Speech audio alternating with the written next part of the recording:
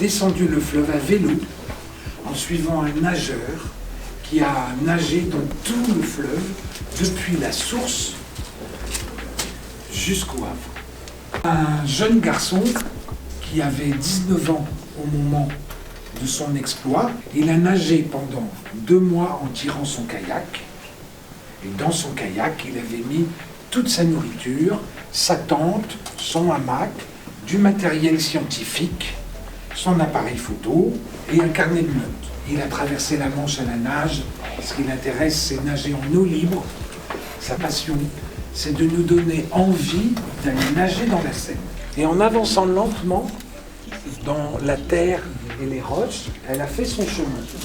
Le fleuve fait 800 km de long.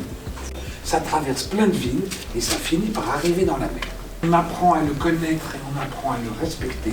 Le dessin du fleuve, à partir de Paris, qui est à peu près la moitié du parcours, il fait des tas de méandres. On dirait un gros intestin. Que dans la mer, il y a aussi des animaux. Ah, il y en a plein. Arrivé à ce moment-là de notre intervention, il est question de rentrer dans le vif du sujet.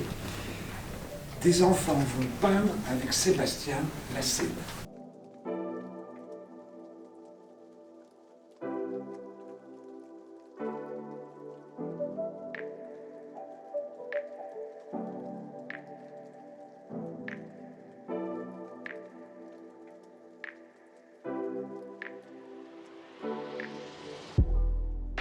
Avant qu'il n'y ait ces ponts, et c'est pas si vieux que ça, on devait faire un immense détour pour aller de l'autre côté. Vous voyez, par exemple, moi j'habite au Havre. Mes parents habitent à Caen. Eh bien, quand je veux aller les voir, je prends le pont de Normandie. S'il n'y avait pas le pont de Normandie, je devrais remonter jusqu'au pont de Tancarville. S'il n'y avait pas le pont de Tancarville, je devrais remonter jusqu'au pont de Bretonne. Eh bien, quand il faut faire tout le tour, 15 ou 20 km, et puis qu'on est à 3 km de chez sa copine, on trouve ça un peu embêtant quand même. Hein.